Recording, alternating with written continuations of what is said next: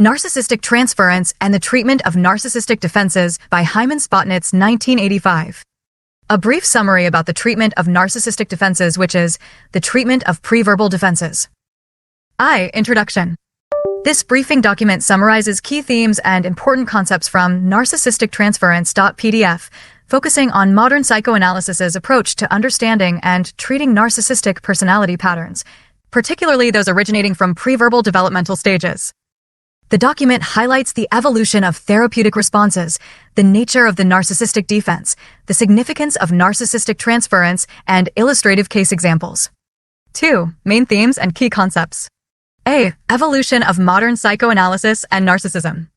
Modern psychoanalysis distinguishes itself by extending therapeutic reach to preverbal disorders, a departure from traditional approaches that primarily focused on hysterias, phobias, and compulsions in patients with sufficiently mature egos. The traditional view, which necessitated a mature ego for a working alliance, was abandoned when modern analysts became interested in studying persons with preverbal disorders to determine how they can be treated and their illnesses reversed.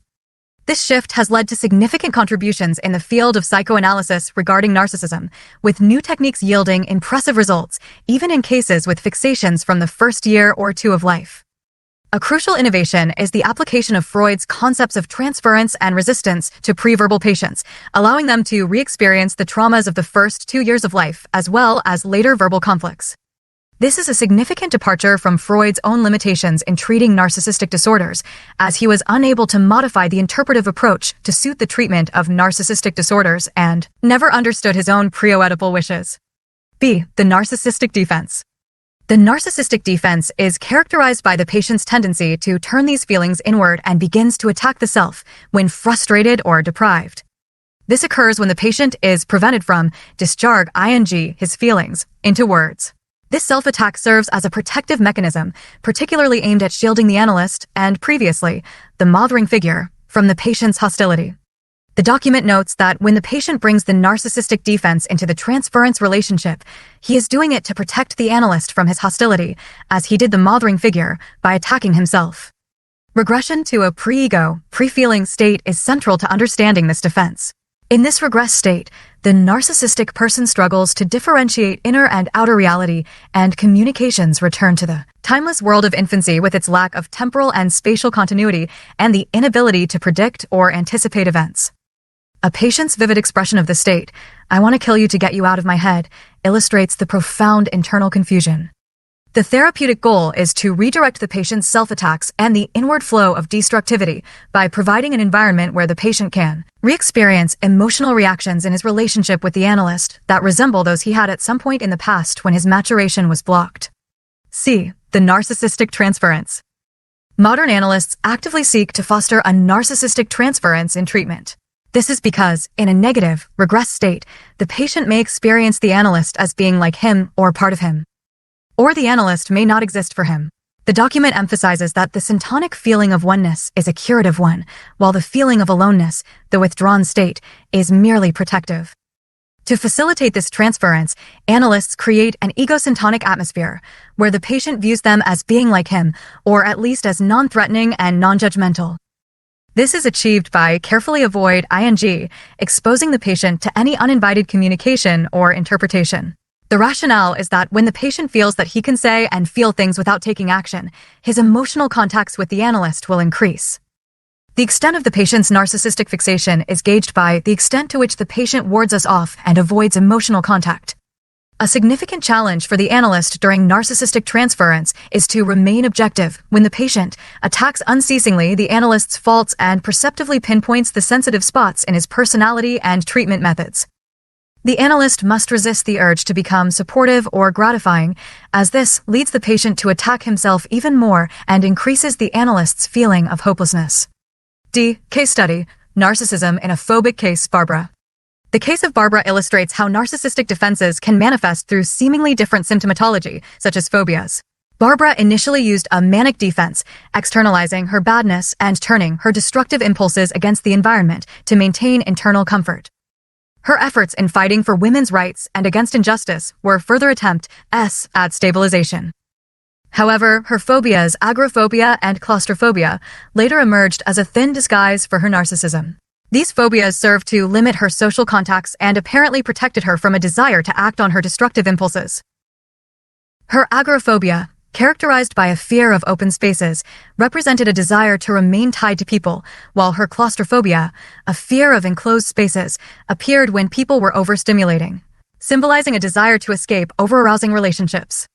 Crucially, Barbara's phobias were not primarily Oedipal in origin, but rather served as a protection against total emotional withdrawal. The underlying conflict was not sexuality, but rage. Rage, not sexuality, was to be avoided. Her longings made her feel weak, inadequate, and helpless. Her social arrangements, involving a list of male friends on demand, provided intimate relationships without intimacy and the freedom to back off when closeness threatened. These were pre-Oedipal relationships, where she viewed all people as mother figures. The deeper meaning of her phobias was infantile longing and the wish to destroy or incorporate the object as it was perceived during Barbara's first year of life. Her alternating claustrophobia and agoraphobia reflected a symbiotic struggle between self and introject, oscillating between the fear of losing the needed images and the wish to destroy the unsatisfying image. The document explicitly states that the removal of Barbara's phobias at the point described here could predictably lead to a more severe regression. Treatment necessitated the development of a narcissistic transference in which the patient can be presented with a faithful twin image. Conclusion. Therapeutic goals and the nature of narcissism.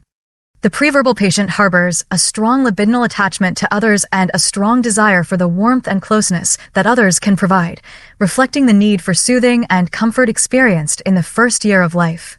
These longings are reactivated in the narcissistic transference. The therapeutic aim is to enable the patient to experience frustration and object hatred without the necessity of destroying either itself or the other person, a hallmark of a mature personality.